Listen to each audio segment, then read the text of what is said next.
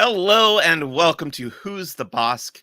It's a Star Wars podcast from laughingplace.com. My name is Mike Celestino. I am your host.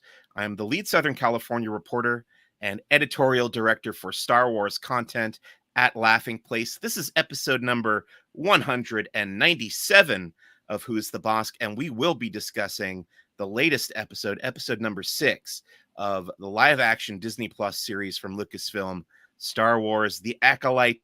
And for that discussion, I have invited on the show for the very first time a fellow Star Wars podcaster and blogger. His name is BJ Priester. BJ, thank you so much for coming on the show. Thank you so much for inviting me, Mike. I'm excited to have our conversation today. Yeah, super psyched to talk about The Acolyte with you. But first, I want to ask you, how have you been? What's been going on lately? And if you can tell me a little bit about your adventures in Star Wars coverage. I know you contribute to the Fangirl blog, and you have a podcast called Hyperspace Theories. Tell me a little bit about how those got started. Yeah, so both Hyperspace Theories podcast and Fangirl blog are Star Wars fan projects that I work on with Trisha Barr, who's been on your show a number of times. Yes. She's the founder of Fangirl blog and the co-host of Fangirls Going Rogue podcast. And we got our start in fandom through the expanded universe and those books and comics that were coming out around the prequel trilogy. And we're, reading all those books, particularly the novels. For folks who've been around in fandom a while, you may remember that there were the kind of the message board days. And as the message board days were winding down, fandom sort of transitioned into blogs. And so that was kind of what we did. Fangirl blog was founded in September of 2010. So we're coming up on 14 years, which is hard to believe. And we started really almost as more so as an expanded universe blog and talking about Star Wars, and then obviously pivoted when the Disney acquisition happened. So we've been blogging about Star Wars for a long time. I have a lot of posts up at Fangirl blog, which is fangirlblog.com. And then we also did the Hyperspace Theories podcast after Trisha had been doing Fangirls Going Rogue for a while. We decided to do Hyperspace Theories, which isn't really a news podcast. It's sort of a storytelling analysis. We talk a lot about, the hero's journey and the mythic archetypes in Star Wars and things like that. And so, we've done shows on The Mandalorian and the Ahsoka series and the Bad Batch and things like that. Clone Wars season 7 when that came out. So, that's sort of my background. And I've met Mike a number of times at various events that the, blog and podcast and fan media community gets invited to, along with some conventions. So it's excited to be on the show. Very glad to have you. And if people wanted to find Hyperspace Theories or the Fangirl blog, where would they go? So Hyperspace Theories doesn't have its own sort of website, but fangirlblog.com, we have a page on the blog where we link to all the Hyperspace Theories shows. And you can find that on, all the podcatchers have a feed for Hyperspace Theories. So yeah, all my work is there on fangirlblog.com. Fantastic. I hope people will go and check that out. Now, we do have something on Who's the Bossk called the 5 Star Wars questions. This is where we get kind of a baseline of my guests' Star Wars fandom. BJ, are you ready for this? I'm ready. Let's go. Okay. Number 1 of the 5 Star Wars questions. What is your earliest Star Wars memory? That one I know I can answer easily because I have distinct memories of it. I remember the day that my parents took me to see The Empire Strikes Back in the movie theater in 1980. And to be honest, I don't know whether it was May when it first came out, or maybe it was over that summer. I'm not sure exactly, the day and month that we went, but I definitely remember the day. I remember being excited to go. I remember being in the theater, very clear memories. I would have been right around 6 years old. So, that very distinct memories of that. Terrific. And you've considered yourself a fan ever since? Pretty much. Yeah. Especially when I was a child. And I think I went through what a lot of Gen Xers my age did, which is kind of, once you got into middle school, high school, maybe faded out. There wasn't a lot, right? The dark times for Star Wars. And the Thrawn trilogy came out, the novel, while I was in college. I wasn't, really reading, fiction at that point. So, I sort of was I wouldn't have say I wasn't a fan, but I wasn't engaged with Star Wars Yeah. with the fan community, during that teenage years, college years. And it really was the prequel trilogy that got me back into it. A Phantom Menace, especially Attack of the Clones.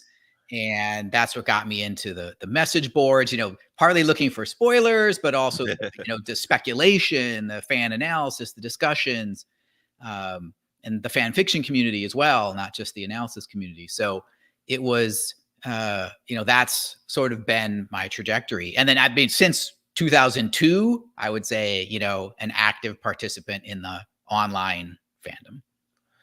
Great. Number 2 of the 5 Star Wars questions. What would you consider your current favorite Star Wars movie or television series, and why? I'm glad you said current favorite, because I'm Yeah. sure, like many people, it changes. One of the shows that I really, really like, that not a lot of folks would maybe say is their favorite, but that I really like, is the Obi-Wan Kenobi series. Okay. Because I think that show does a lot of intersection of different parts of Star Wars, right? It Mhm. draws on you have these characters that have been around for so long, like Obi-Wan and Leia and Vader and even Bail Organa, right? And you can do new things with them, and you can bridge the prequels and the originals and tie in the Clone Wars and even some from the expanded universe. And so I just loved what they did with that, particularly being willing to swing for the fences and doing an Obi-Wan with young Leia story, not Yeah. keeping him stuck on Tatooine, and that was just something that I hope they're willing to make more sort of bold decisions like that. And so I love Vivian Lyra Blair is incredible as young Leia. Yeah. And that's what, really partly sold the show to me, was that just her role. So, I love that show. That was a very bold and interesting choice, having him go on this adventure with young Leia instead of staying on Tatooine, like you said, and protecting Luke. I recently got the 4K discs for Obi-Wan Kenobi. I've been meaning to rewatch it. I think you are definitely the first person who has chosen that as their favorite, but I want to I would put it near the bottom of my list, I think, of the Disney Plus live action Star Wars series so far, but I do need to give it another shot. I haven't really watched it since it was coming out. So I'm always open. I liked it. I still liked it, but I wouldn't consider it top tier for me. I am going to give it another shot though on the 4K and see what I think. And the beautiful thing about how much Star Wars we have now is Yeah. that, everybody can have different things. And some people, really love certain Yes. shows. I'm like, that doesn't land for me, but that's Right. okay. And it's wonderful that we have more than 3 options for our favorite That's Star very, very true. Yeah. I think I heard somebody comparing Star Wars to kind of like a buffet, and you just kind of take what interests you, or what appeals to you. And I really like that analogy. Number 3, who is your favorite Star Wars character and why? And again, this is one of those, who's your favorite child? Yeah. Um, but honestly, right now, coming off a different Disney Plus show, uh, it's hard not to say Ahsoka is one of my Mhm. favorite Star Wars characters, because we've got so many hours of stories with her now, Yeah. compared to, obviously not maybe on par with a Luke or an Anakin, but still, you've got, we see her as a young Padawan. We see her grow up during the Clone Wars. We got some in Rebels. We got now have her Ahsoka series. We see that sort of Dave Filoni pulling the Gandalf Ahsoka the Gray to Ahsoka the Yes. White, and she's still around. So there's still the possibility to say, where could she go next? How could she be involved in the future? And it's been such, as someone who was Ahsoka skeptical, Padawan skeptical when she was first introduced, Right. to see how great of a character she's become and how the fandom has come to embrace this character is really amazing.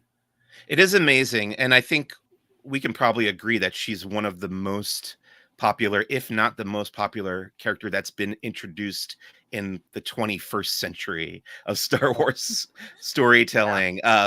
So Yeah, I'm curious to see what else they do with that character. Obviously, she's become more prominent recently. We've gotten to see her for the first time in live action within the last 5 years, and uh, I'm I'm a convert myself. I didn't really even consume most of Clone Wars until recently. So Ahsoka has really, really grown on me also over the last decade since I really got back into Star Wars since the Disney acquisition.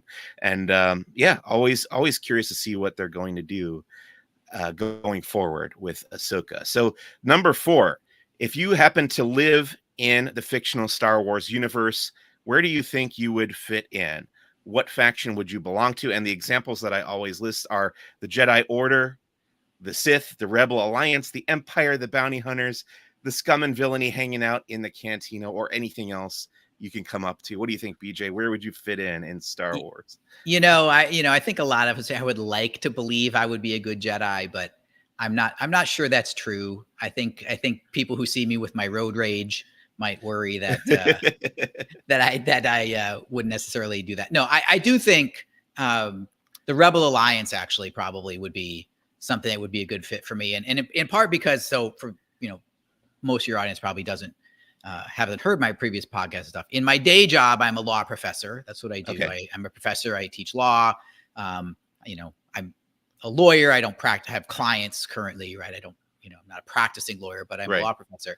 And so, a show like Andor that's much more into the politics and the machinations and stuff. That's the type of show that really resonates with me. And I could definitely see myself as Luthen's lawyer or something like that, right? Or working in Mon Mothma's office, hiding the money and, doing that sort of thing. So, I think that'd be fun. So you're in the Rebel Alliance. You're not necessarily out there in the trenches or flying a starfighter, but you're kind of working behind the scenes. I think I would enjoy that role. Okay. Yes.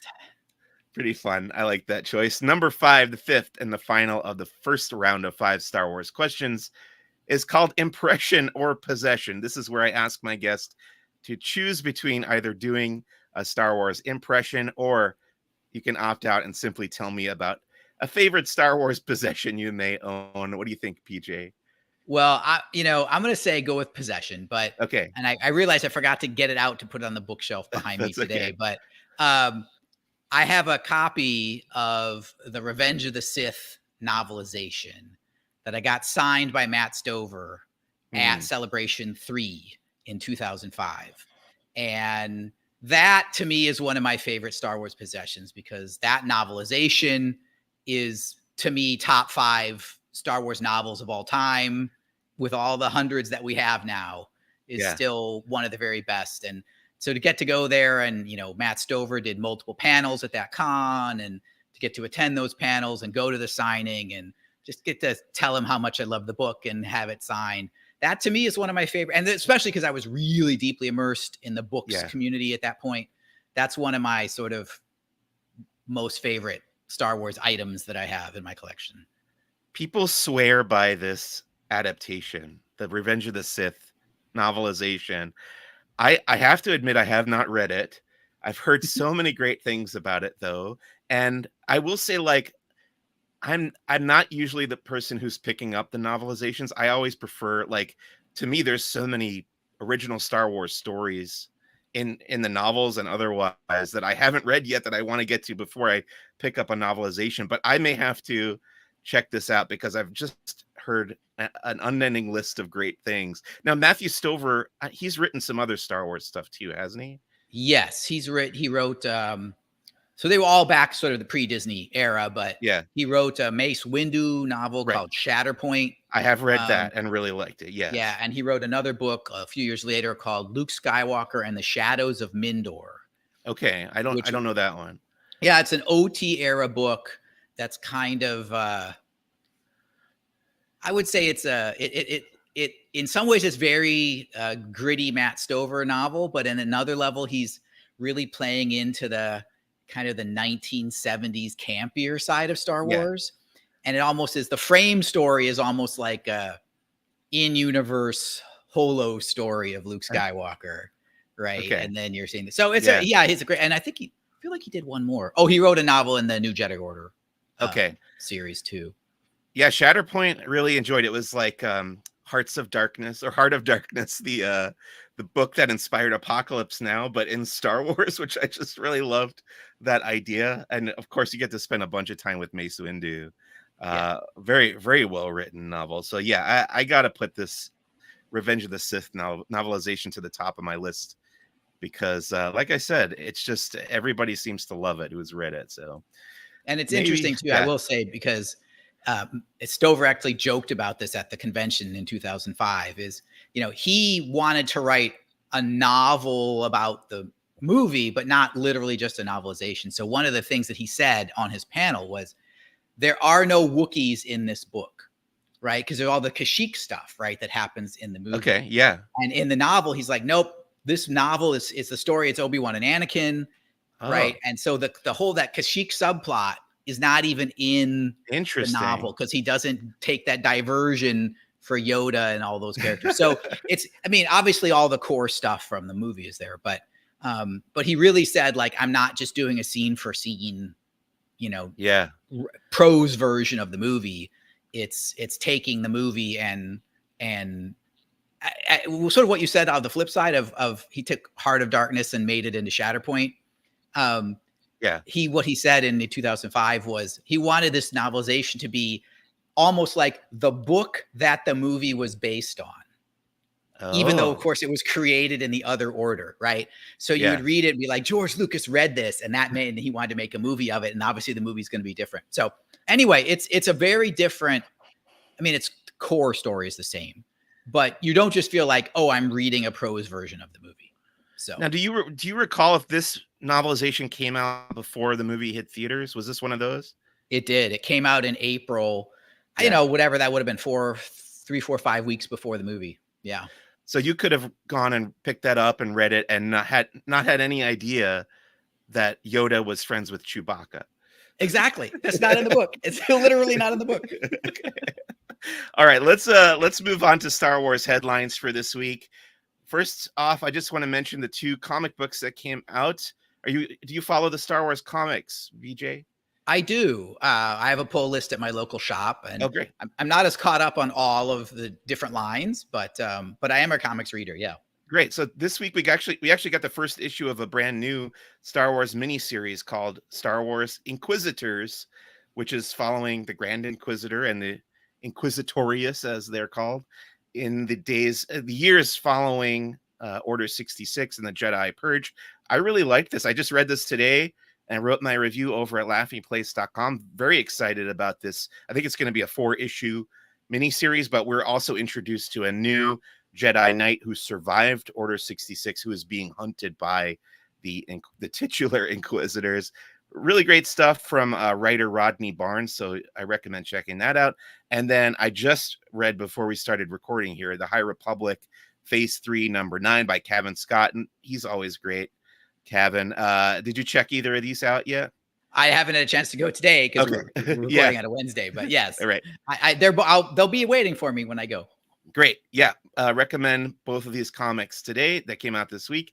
And then the next item is the Bounty Hunter video game from 2002, Star Wars Bounty Hunter, starring Jango Fett as the main playable character, is getting re-released for current generation video game consoles.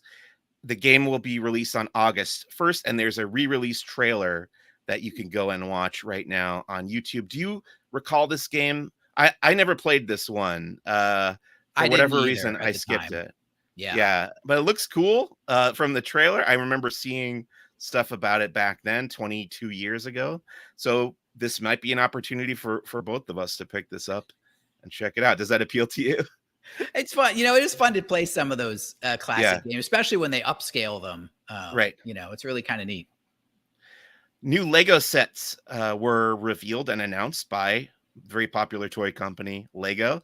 You can build your own C-3PO. This one looks really cool, and it's scaled appropriately with the recent buildable R2-D2 that came out, so you can have them both on your shelf. I think you got a C-3PO and R2 behind you there. I think is that the Galaxy's Edge? That's the Galaxy's Edge bendy figure, yes. Yeah. And then also there's a new version of the desert skiff with the Sarlacc pit coming out from Return of the Jedi. And this is the one that I'm going to be buying on the day of release, the Duel on Peridia from Ahsoka, because I very much want the Morgan Elsbeth minifigure and the Night Trooper minifigure, but you also get Ezra, and I think Ahsoka is there, and I want to say Grand Admiral Thrawn is included as well. Very, very cool. And Thrawn's my favorite, but I already have a Thrawn minifigure. I just like the new Star Wars characters getting minifigures too. And then lastly, there's a fun looking little droid builder set that looks like it's targeted at younger kids. But all of these sets will come out on August 1st, and I think you can pre-order them now if you go to lego.com. Do you like Lego in general, or Star Wars Lego specifically? I actually have some in my apartment, but they are the ones that I bought for my son and that he put together when he was younger.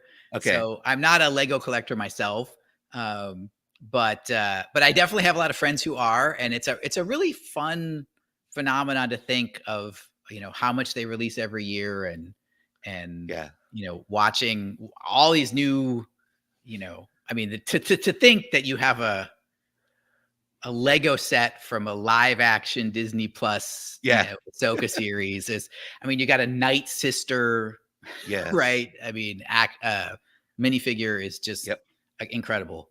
I know. Yeah, I love it. And it seems like they will release like one set for each series that comes out. I actually don't think there's a Lego set for the Acolyte yet, which is a shame. But then based on like the popularity, they might put out more later on. Like the Mandalorian has gotten a bunch so far, and they did one Ahsoka set that you could like build Ahsoka's ship, but now we're getting more from that show too. So I guess the first one must have sold pretty well. I'm excited for that. I'll be picking up at least that set, the Duel on Peridia, on August 1st. Speaking of toys, we found out what the Hasbro San Diego Comic-Con exclusive will be this year for Star Wars. It's Darth Maul in the Black Series 6-inch scale, riding his Sith speeder from Star Wars Episode 1, The Phantom Menace. And I want to say he also comes with the little droid too, that little droid that follows him around. This looks very cool. I don't collect prequel stuff, but if I did, I would definitely be buying this. What about you, BJ? Did you see this? Exclusive? I did, and I don't, for me, same thing. I'm not really an action figure collector, but I will buy sets that I like. They did a similar sort of Hasbro Comic-Con exclusive, I don't know, 6 or 7 years ago. That was from Rebels, a Thrawn one. And so, I paid the eBay, scalper markup to get that. But, two things to say about this. One is, again, not everyone's going to collect it, but I love that they're leaning into the 25th anniversary of Phantom Menace. That they've been doing that in a lot of different product lines. And, for all the years that Lucasfilm was a little hesitant on the prequels because they were worried about, not every generation of Star Wars fans is super keen on the prequels. Right. To now play into, there's a lot of people who were 10 years old in 1999 who are going to be at Comic-Con and be willing to buy that set. Right. And, they're in their mid 30s now or something. So that's really cool. And so I love that kind of stuff. Yeah. All they got to do is wait a couple decades, and then people will be adults, having grown up on the prequels or whatever era of Star Wars we're talking about. And we will have that period embraced. That's what I've come to understand and come to love about the Star Wars franchise kind of as a whole. I'm always excited when I hear about one of these Comic-Con exclusives that I am not interested in buying, because I like looking at it. I will take a look at it up close, but I don't have to sweat about tracking it down. Even if you are going to the convention, like I will be there, but sometimes it's tough to get your hands on these exclusives. So this year I could kind of sit that out as far as Hasbro goes. Let's talk about just one piece of Acolyte news before we talk about the show itself. I did want to mention these posters, and I don't believe they're posters that you can actually purchase and hang on your wall, but they're poster art that has been released with each episode of the Acolyte. And the artist's name is Marco Manev, Manev. And I just think they're gorgeous. And you can find them, I think, on the official Star Wars website. You can find them on the Lucasfilm social media feeds that are out there. This past week's poster art that came out, I thought was the most intriguing or the most eye-catching of them all. And it's, the final, the reveal of Chimere, the character Chimere, as the face behind the mask of this character called the Stranger. And he's got Osha and May kind of standing on either side of him in the shadows. I just thought it was really well put together, really gorgeous looking art. Have you checked these out? I have, and that poster Yeah. is incredible. The one that you're talking about, the most recent one. But it's it's neat that with the way these artists can do digital art and the way it can be shared on the social channels, Right. it gives them so much more opportunity than just as you think about from the original trilogy era, the prequel era, where you get the one poster and that's kind of what you see on everything is, it's the Anakin and Padme love story poster, and that's everywhere, right? And now it's like, no, we can do 8 posters for 8 weeks of and that's just fun. It's fun. And if you pick your favorite one and that becomes your phone wallpaper, and that's I love it. Me too. And you can check those out, like I said, wherever you get your official Star Wars content from. We have them. I did a post about them on Laughing Places. Well, let's say hi to a couple of people, in the comments here. We've got somebody named Bloom. Hi, I'm just tuning in. Hello, because we are live on the Laughing Place YouTube channel right now. If you want to come and join us and comment along. And then Kiki and Luca says, hi guys, I actually like the show. Is it top tier Star Wars? No, but I am still enjoying it. I read that the ratings for the show are actually pretty good. I'd be surprised if it got a second season though. I don't know if they'll do a second season. I know they are kind of slowing down in general the production of these big expensive live action series for Disney Plus. So who knows if we will get a second season of The Acolyte, but we are going to continue talking about this season, the first and maybe only season of The Acolyte. Episode 6 is entitled Teach/Corrupt. But before we talk about that episode specifically, I want to ask you, BJ, what were your expectations going into this series, and what did you think of the first 5 episodes of the show, not counting this week's? So, I was really intrigued to see what this show would be. As I said, coming from that expanded universe background, and the creator and showrunner Leslie Headland has spoken a lot about that. Was kind of her entry point to fandom too. So I was really curious to see. You mentioned generations, right, and new generations of storytellers coming in. So I was really intrigued to see what is someone from that generation, slightly younger than me, whose formative years in the fandom were the expanded universe. What would that person bring to not just a novel, but a live action show?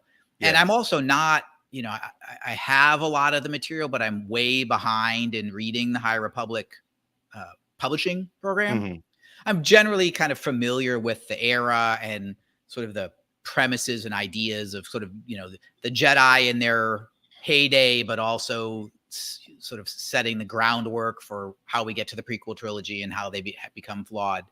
So I was curious to see that. And, it's interesting because having watched when I had watched the first 5 episodes, one of the reactions I had was that I felt like Lucasfilm still sometimes struggles with the marketing side of it, because they talked about going in like, oh, this is a mystery.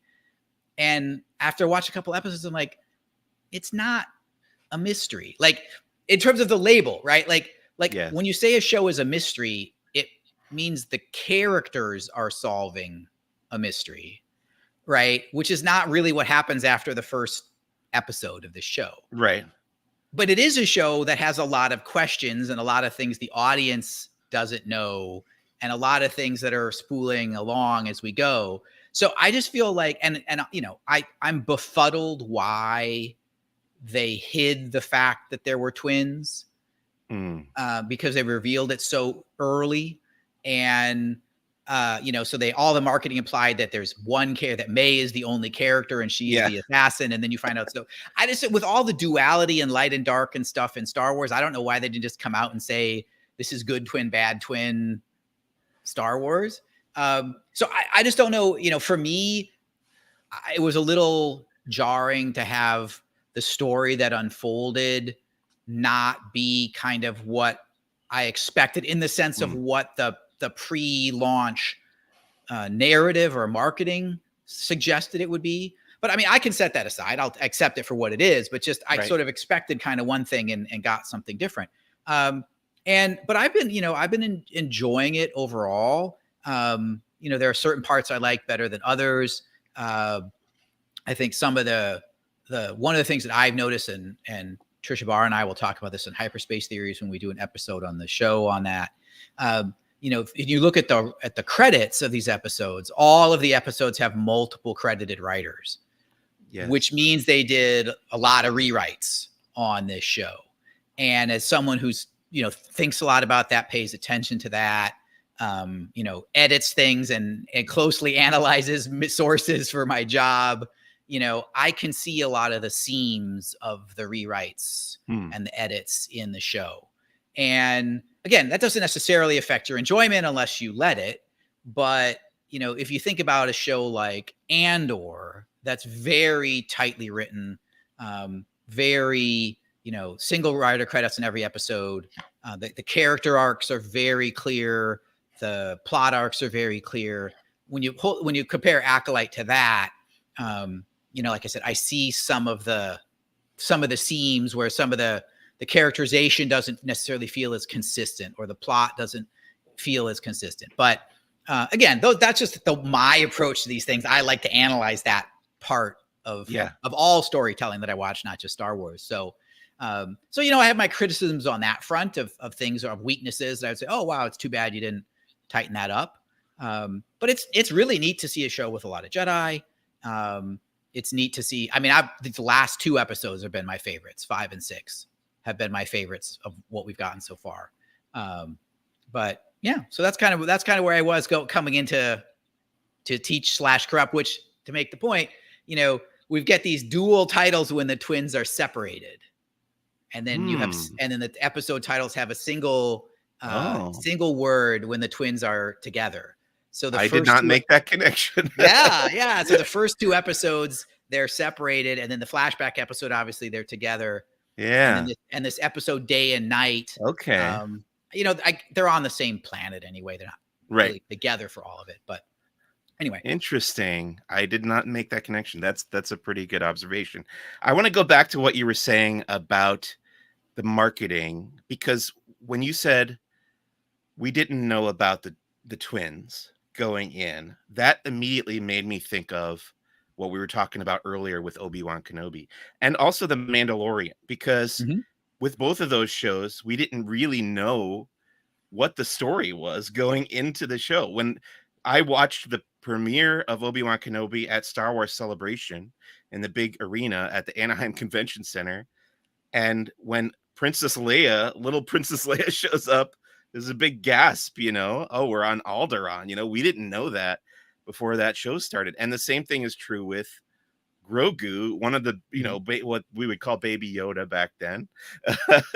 One of the best reveals in all of, pop culture in the last decade, probably, that they kind of kept that a secret. And I wonder if they were trying to kind of repeat those successes in hiding.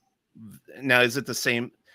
Are people getting the same level of excitement and enjoyment out of the twin aspect that they did from those two? I don't know. But I do think they wanted to kind of keep a lid on what the show actually was in that way. That would be my guess anyway. And I wonder, I don't know. I guess like you, I am often mystified by some of the marketing choices, but I understand the idea of giving a little bit of information. Like, you have to give them something to get them to tune in, but kind of keeping their cards close to their chest for the meat of what the show is actually going to be about. Let's get into Teach/Corrupt. I really love that read of these titles. I've been thinking about the titles a lot. This episode was directed by Hanelle M. Culpepper, who comes from the world of television. She's done episodes of Westworld, Star Trek Discovery, Star Trek Picard. So she has experience in TV, and there's a whole other, long list of filmography that she has. I think she's done a couple features as well, written by Leslie Headland and Jocelyn Bioh, both who hail from the show Russian Doll. Now, as you pointed out, a number of these, I think all of the episodes have had multiple writers. And as you're probably aware, if you see two writers credited in a TV show or a movie and they have the ampersand between their name, that means they're a writing team or writing pair. And they actually wrote the show, the screenplay together. But if it says the word A and D spelled out like it did with this episode, that means a rewrite, right? So somebody wrote the script, maybe Leslie Headland wrote the script, and Jocelyn Bioh was brought in to rewrite it. Again, another interesting observation there of how these stories actually come to be behind the scenes. The director of photography was the same as one of the previous episodes, James Friend from Acolyte on the Western Front, the recent remake of that film. And the editor was Cheryl Potter, who has done The Acolyte previously and also did Solo, a Star Wars story. Oh, wow. BJ, what did you think of Teach/Corrupt in general? I really liked I guess I've been calling him Keimer, even though I guess we found out that's not his real name. Yeah. So I'm just gonna say Keimer and Osha. All of those scenes were my favorite parts of this episode. Yeah. They really leaned into a lot of the recurring themes in Star Wars. And one of the things I've said often when talking about some of these Star Wars shows is I think Star Wars gets in trouble when it's too repetitive, what I call a copy paste, right? When it takes something from one story and just copy pastes the same idea. And Star Wars is much better when it's an echo or a rhyme or a reinvention, right? And so there's a few parts in this episode where they're quoting things from other shows, but they're playing with ideas like in Attack of the Clones. Dooku doesn't lie to Obi-Wan. He tells Obi-Wan the truth, right? He says that the Senate's under the control of a Sith Lord, and Obi-Wan's like, no, you're lying. And so here, like Keimer he's not lying to Osha. He's not deceiving her. He's doing whether we'll find out if he's really a Sith, true Sith, rule of two, Sith or not. But yeah, he's doing what Sith do. He's saying, the Jedi threw you away, which is true from a certain point of view. He's saying, he doesn't know it quite this way, but we know from episode 3, her dream was, I want to be a Jedi. I don't want to be a witch. I want to be a Jedi. And he comes up and he says, why aren't you a Jedi? Yeah. Presser, why aren't you a Jedi? I chose to leave. Did you really? And it's when we lose everything that we're truly free, right? He's saying all these things that are true. And, you have emotions and you can use the Force through emotions. That's true. And so I love that he's using that the writers are pulling that idea that appears repeatedly through the pre-existing Star Wars material to have another instance of, if you're a dark sider who's trying to lure a light sider to break past their, emotional barriers or their willpower, you're not going to do it by bullying them. You're not going to do that by yelling at them. You're not going to do that by torturing them. You're going to do that by making them doubt everything they believe. Yeah. And sometimes the best way to make people doubt what they think is to confront them with the truth, right? Making people face difficult truths about themselves or their lives or the people around them. Your mentor's been lying to you for your whole life, kind of thing, right? That's way more powerful than just something like, hey, if you study with me, I'll teach you how to shoot lightning from your hands. Yeah. I think that's very true. And I really enjoyed all those parts of the episode as well. And we get this interesting dichotomy between, like you said, Keimer is telling Osha the truth. And we know that Master Soul has not yet told either May or Osha the truth, although he keeps almost starting to and getting interrupted.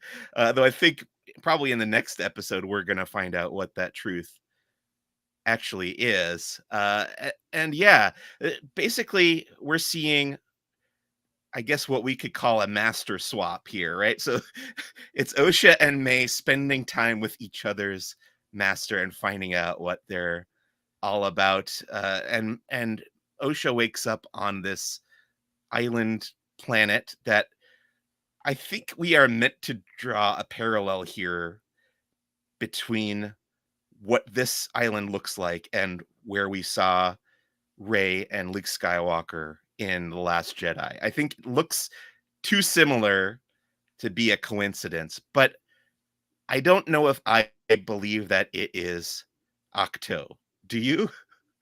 I don't. I think it's because I think if they wanted us to think that, they would include a clue like, here are some porgs. Yeah. Right. Like, Right. and so I agree with you. It's meant to be a visual parallel that Yes. creates a thematic parallel. In the same way that the easiest example is a lot of us in 2014 were thinking, oh my goodness, is this Rey character on Tatooine? Right. Right. No, she's not on Tatooine. She's on Jakku, but they picked the desert planet Yes. to create the parallelism with Anakin and Luke. And I think that's what they're doing here. They're saying, using that visual to say, well, guess what? The Jedi and the Sith in a lot of ways maybe aren't so different because they have hidden bases on very similar aquatic, planets. It's like poetry. It rhymes, as George Lucas says. So it looks an awful lot like Octo, but we do know it was not shot in the same place.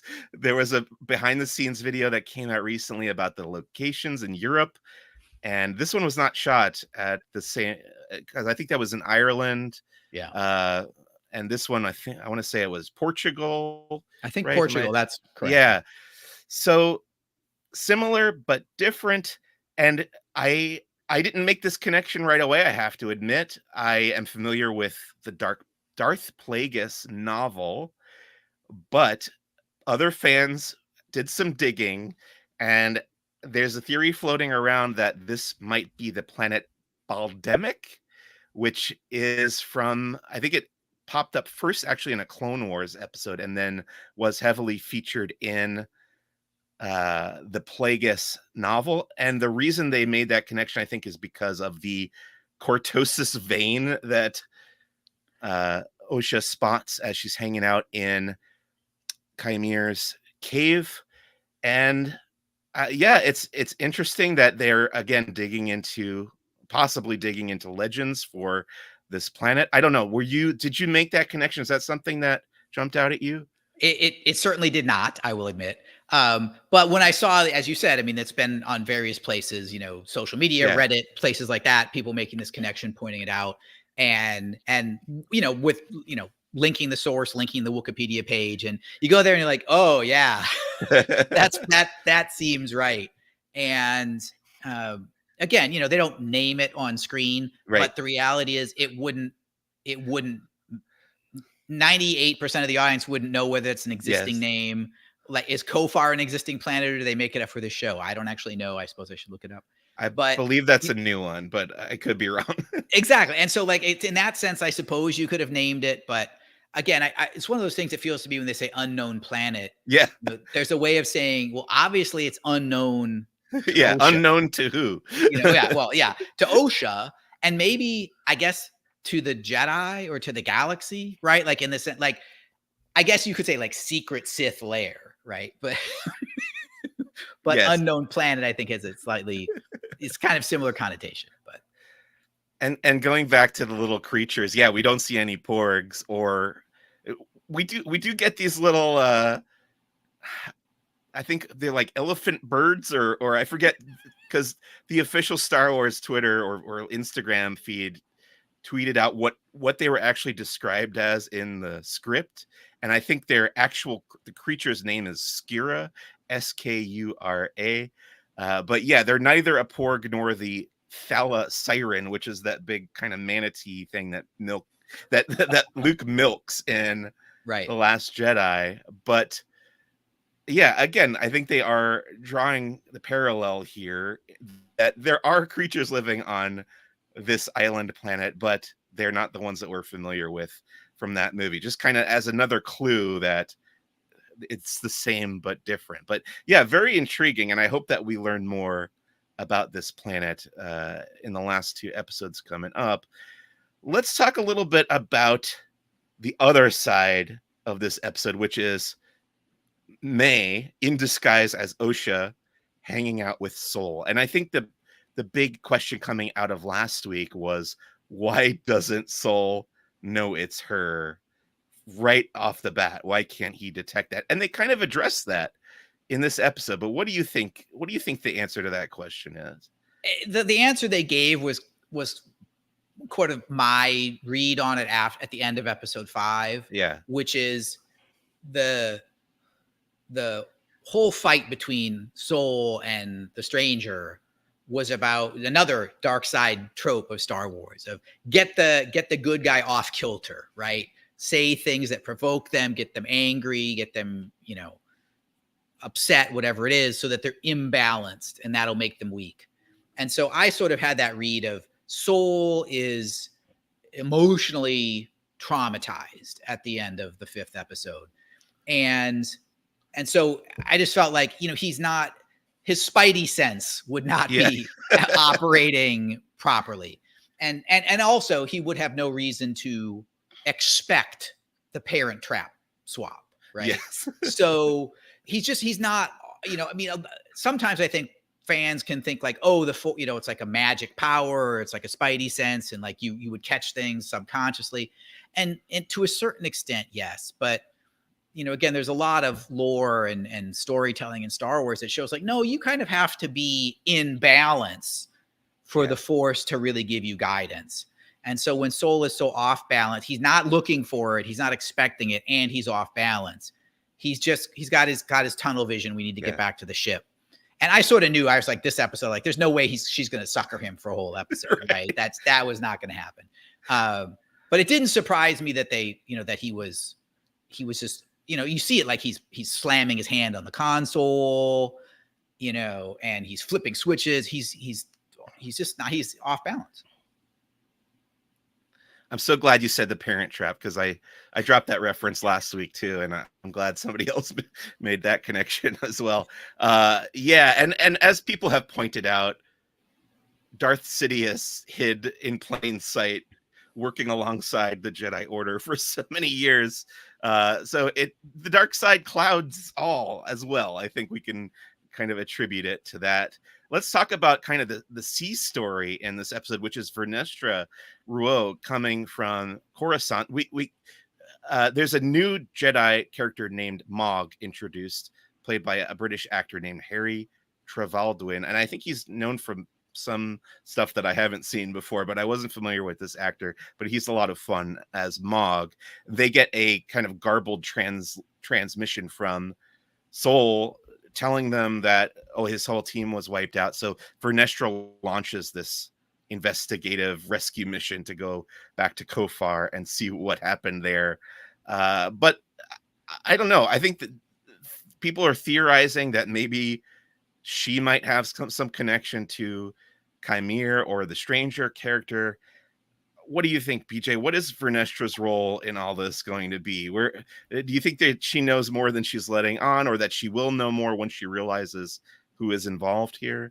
I'm not sure. I like that line of speculation. Yeah. My read, and to be honest, I haven't really read her appearances in the books, so I don't have a strong. And I know this is many years later, but I don't have a strong sense of who that character is. So to me, she comes across in these episodes, I would say, as a Mace Windu analog, right? Like senior level Jedi who's thinking politically, who's worried about appearances, who's trying to maybe keep the truth under wraps. And so to me, it's just, and a little kind of grumpy and gruff. And so to me, I feel like she is it feels to me like, and that's why I get that read from the prequels, that she's worried about the Jedi being embarrassed. She's worried about, Yeah. you know, to use the metaphor, we're getting caught with our pants down, right? Like that'll be embarrassing for us if we don't seem to be on top of things. And so that I definitely get that vibe. Whether she's actively covering up something that she has previous knowledge of, Yeah. I'm less sure. I mean, I think I certainly if that is the reveal, I could see the thread of it being set up. Yeah. But if that's not the reveal, I wouldn't say, oh, well, that's disappointing. You know, like, oh, you really set that up and then didn't pay it off. So I could see it going either way, honestly. It's interesting. There was a line in a previous episode about the Jedi Order having political enemies, and we kind of got a little follow up on that here with the hologram transmission she gets from a senator in the Galactic Republic, talking about how there was a opposing senator who wanted to institute some sort of oversight, I think, on the Jedi. So we're learning a little bit more about that. But I think the connection that people are making between Vernestra and Chimere is, okay, we see the light whip for the first time in live action in this episode. This is a weapon that this character carries in the High Republic publishing. But this is the first time we've seen it in live action. And this is also the episode where we are exposed to these scars that Chimere, or the Stranger, or whatever we want to call him, whatever his actual name turns out to be, he has these scars on his back. And I think people kind of made, connected the dots there. And because Chimere does talk about having been, I think he uses the term thrown away by a master. And Osha does ask him, oh, was that your Jedi master? And he does not respond to that question. So we don't know the answer to that. I feel like it could go either way. I think in my head, the Stranger is feeling rejected by both the Jedi Order and the Sith, just because of these other larger theories of where this is all going. But I don't know. Do you think there's this thing in filmmaking called the Kuleshov effect?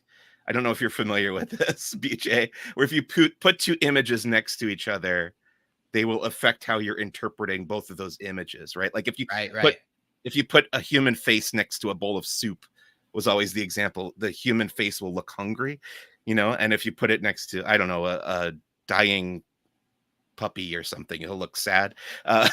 And are people drawing the wrong conclusions here from the clues that we've been given in this episode? Or do you think there's a connection between those scars and that light whip? I wouldn't be surprised. Yeah, I wouldn't be surprised if there is. I mean, tying back to what I said earlier, she asks him, was it your Jedi master who did that to you? And he gives her a look, right? Yeah. But he doesn't say yes. Right. So he wants her to think it could have been my Jedi master, right? He's seeding that much doubt in her about the Jedi. You actually asked me, was it your Jedi master that did that to you, right? And tying back to what he talked about at the tide pool, right? Where he says, oh, it's interesting that you asked me about Soul before you asked me about May, right? And then he asks her, why aren't you a Jedi? Yes. And then in this scene, he's like, oh, wait, you're actually acknowledging in your own mind, a Jedi master could have done this to me.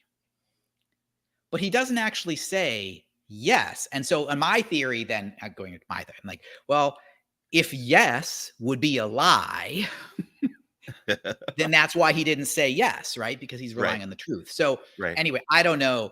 I do think, this is where it's hard to know, because good storytelling will sometimes have the misdirections and the red herrings, right? And so it could be that the juxtaposition is there as the, pick another example, Chekhov's gun, right? It's there because you're going to pay it off. Or is it there as a distraction to lead us to think, oh, wow, is Vernestra capable of that?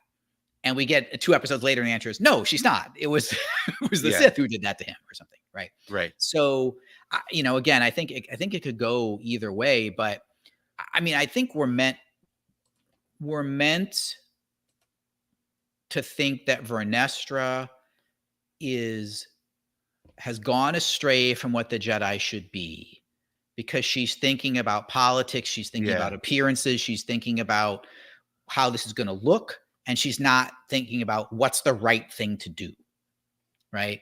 And she's not saying, well, what's the Force telling me to do? What's the right thing to do? She's just saying we need answers so we can put our cover up in place.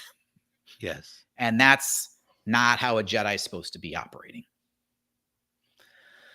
So in the end, we've learned a little bit more about Chimere, or the Stranger. We know he used to be a Jedi. We know he says he lost everything and he felt like he was discarded, either by the Jedi or by someone else. And he has said in the previous episode, he said, "You would call me a Sith," right? So, there's a lot of clues there about where this could be going. I don't think we'll get into that now. But on the other side, Sol has discovered, thanks to the help of Basil, that May was not who she was claiming to be. She was not Osha. And he's got her manacled to this, like, it looks like a operating table on the Jedi ship. And he's basically saying, I'm going to tell you the truth now of what happened 16 years earlier on Brendok. What do you foresee for these final 2 episodes, BJ? What are you expecting from the final 1 quarter of the Acolyte season, and what are you hoping for to come out of these episodes? So my first half, my answer is the out of universe piece, which is, we know the 7th episode is directed by this director named Kogonada, who did the 3rd episode. And Leslie Headland has said in some of the interviews and things like that, and the trailers have indicated this, that there's more flashbacks coming. Right. So I'm pretty confident that the 7th episode, as you said, is exactly right. It's going to be a replay of the events from the 3rd episode from an alternative perspective, probably the truth of what happened, something like that. I don't know if it's going to be the entire episode again or just a big part of it, but we're going to get, as a storytelling matter, I think the 7th episode is going to be taking us back to the past to show us what happened, to show us that what Osha thought in episode 3, that was kind of Osha's POV. Yeah. Osha's POV is not exactly right. Things that May remembers about what happened are not exactly right. Sol's been lying about, not lying, holding back the truth about what really happened. And then I think the 8th episode, I would think, pulls us back to the present front story, and shows us the consequences of all that finally coming to a head. And to me, the big open question that I have, and I honestly don't know what the answer is whether the show is going to end with May and Osha reunited, or whether it's going to end with them continuing on divergent paths. And because I could see it landing either way. And particularly, I mean, I know they have ideas for a 2nd season, and so you kind of wonder, did they shoot multiple endings in case this is the end versus or not? But I could see a version of the story where, as you said, they've been apart for so long, they have different masters, they switch masters, they each learn from the other master, and then they come back together and sort of some sort of reconciliation between the two of them of like, wow, I was wrong, I've been wrong about you all these years, sort of thing. Or is this a story of from Expanded Universe fan doing a Jaina Jason story where there's not a happy ending, right? Where they go on separate paths and their futures are not aligned. I don't know, because I could see either one, and they've set it up where you could go either way, and that's kind of fun as a consumer of the story, to not be like, oh, I clearly see where they're going here. I love that we don't have any real concrete evidence of where this is going. And yeah, the other thing that Leslie Headland keeps mentioning in interviews is Rashomon, and unless we get that other flashback, it's not Rashomon without the alternate perspectives, right? So that's got to be next week's episode. Let's just address a couple comments here. Let's just say hi to Sonia, who commented, very excited for 4th of July tomorrow. Yes, enjoy your holiday, Sonia. And then Kiki wanted to know, why do you think some people hate the show so much? You want to tackle that one? Oh, I think it's, I think there's, this show faces a lot of what everything really since The Last Jedi has faced, which is there are people who love it, which is great. There are people who think it's fine, which is great. There are people who have legitimate beefs with various aspects of it, right? You know, maybe they don't like the portrayal of Luke Skywalker in The Last Jedi or whatever it is. And then there's a sense in which, sadly, Star Wars has become part of our broader cultural phenomenon where, whether it's clickbait or whether it's culture wars or politics, or whether it's people who just simply enjoy almost, I don't want to say trolling, but just the trolling, right? Of just, their experience is they get joy out of making other people upset. Right. And, or just trashing on things. And so for me, I think a lot of the negativity that's surrounding the Acolyte is not genuinely about the Acolyte, right? It's just, Acolyte is a vector for people to engage in the kind of behavior that they want to participate in. And I mean, look, I have friends who are watching the show who are just, who are underwhelmed by it. Yeah. And they're not going online posting 1-star reviews on Rotten Tomatoes, right? They're just, and so I think it's sad that so much of pop culture has also, faced the same sort of phenomena we see in politics and music and other fandoms and everything else. But I think that's the, to me, things like the review, there's clearly some coordinated review bombing happening. Yeah. And that's not actually about Star Wars. That's just Star Wars being pulled into other forces. Yeah, I agree with everything you said. I would add that I just think there's two kinds of people who are not liking this show, and one of them is definitely the group that you're talking about, people who went in wanting to hate it and maybe aren't even watching it and are review bombing it. And then there are people who are approaching it in good faith and keeping an open mind and finding out it's just not for them. And I'm much more willing to embrace and have discussions with the second group. And I would also say the thing that I've learned over the last 25 years is that you kind of have to abandon your expectations a little bit when it comes to a franchise that you love and have loved for so long. And I went into the prequel trilogy in 1999 with those lofty expectations and thinking what I wanted it to be, and it wasn't that.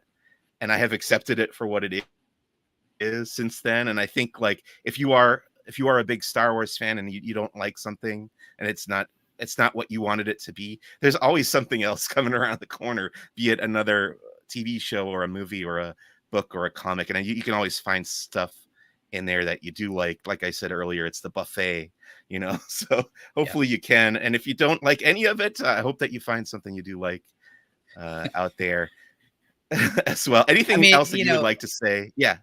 I was just going to say, life is too short to put a lot of emotional energy in things that don't bring you joy, right? Like, and so, it's hard if you've been a Star Wars fan for 20 years and you feel like they're not telling you stories for you anymore, right? Right. But I feel like for most of us, they're at least telling some stories, right, that you can find joy in, right? Yeah, look, look at the difference between Andor, which you mentioned earlier, and like Young Jedi Adventures. These two things are not targeted at the same Star Wars fans. I mean, I have enjoyed the bit. I haven't watched all of Young Jedi Adventures, but it's fun, and I could see a 3 to 6-year-old really being into that show, but it's not for me, and I can accept that and allow it to exist. And I'm not finding children who like that show and yelling at them. Right. And actually, to tie into something you started with at the beginning, I'm not a Lego toy collector, but I will watch every single Star Wars Lego animated event that they do. because it's fun, it's irreverent, it's the part of Star Wars that doesn't take itself too seriously, and they really are kind of all ages. I mean, but again, it's sort of like, you got to have room for like Andor, Yes. and the Star Wars Lego Holiday Special. Yeah. in your willingness to consume Right. this material. It's a very broad spectrum at this point. And I love that. I love that Star Wars can be so many different things for so many different people. Anything else you would like to say about the Acolyte specifically before we wrap up here? No. Other than I'm with you, I'm really intrigued to see how they land the story in the last two episodes. Because I don't. I mean, I could put money in Vegas on things if you wanted me to, but I wouldn't be confident. Right. We'll find out within the coming weeks. Very excited. 2 more episodes left to go. That's going to conclude our discussion of the Acolyte for this week. Let's get into our final segment here on Who's the Bossk. It's called First Steps into a Larger World. This is where we talk about the media we've been consuming and or enjoying outside of Star Wars. Today is July 3rd as of this recording, and there is a new Beverly Hills Cop movie that has come out on Netflix. I haven't watched the new one yet, but I went back and watched the original Beverly Hills Cop starring Eddie Murphy on Netflix and had a lot of fun with it. It's probably the most 80s movie that has ever existed. And it's really just a lot of Eddie Murphy goofing off. The plot, there's not a lot of plot in that movie. I think there's a plot point like every 25 minutes or so. And everything in between is just Eddie Murphy doing his thing, but that's what people wanted. That's what they bought the tickets for when they went and saw it in the theater 40 years ago. So I'm excited to watch that new one. How about you, BJ? Anything you've been reading, reading or watching or playing any games or anything like that? So I've been busy with work and Star Wars keeps me occupied, but I will say, and you may have already talked about it on your show, but I did make the time to go to the theater and see Inside Out 2. And I haven't seen it, so please tell me what you thought. So I really liked it. I really liked the first one. And the second one is, this is not a spoiler, right? It's the Riley, the girl is getting older and she's maturing and your emotions evolve as you mature. And so they bring some new characters, like the one they featured in a lot of the marketing is Anxiety, right? Yeah. Bringing these new characters in. And so, I just thought it's so well done. As I said, I think a lot about characterization and plot and storytelling and stuff. And they did a really clever job of having these new emotions that can be juxtaposed against. So joy and anxiety, right? Like you had joy and sadness in the first movie, and now you have joy and anxiety. Okay. Right. and so how they play off each other, right? And what is anxiety takes away your joy, right? Like it's a really well done story. It's, obviously, it's a Pixar movie and the target audience is the younger audience, but as an adult who was a child and was a teenager and raised a teenager who's now in college, it was really, really good. And so I'm really glad I made the time to go see it in the theater. Yeah. So again, it was just, because I don't always go see every Pixar movie that comes out or every Disney movie that comes out. I don't necessarily see it in the theater. But that one I really enjoyed. So I recommend it. 2 thumbs up. I'm a big Pixar fan, and we actually just rewatched the original Inside Out like a week and a half ago to prepare ourselves for number 2, but we haven't gotten out to the theater yet. And I've heard so many great things. And as somebody who has suffered from anxiety. There we go. I am very much looking forward to seeing what they did with the introduction of that emotion in this film. And yeah, super excited to check that out. I don't know when we'll see it. Maybe we'll find time to go to the theater, or maybe we'll catch it on Disney Plus, which I know they don't want me to do. They want me to go out and pay however much to see it. And maybe we'll do that if we find the time. That's really the issue. But otherwise, that's going to bring us to the end of this week's episode of Who's the Bossk. Big thank you to BJ Priester. BJ, thanks so much for coming on the show and being my guest and chatting with me about Star Wars and the Acolyte specifically.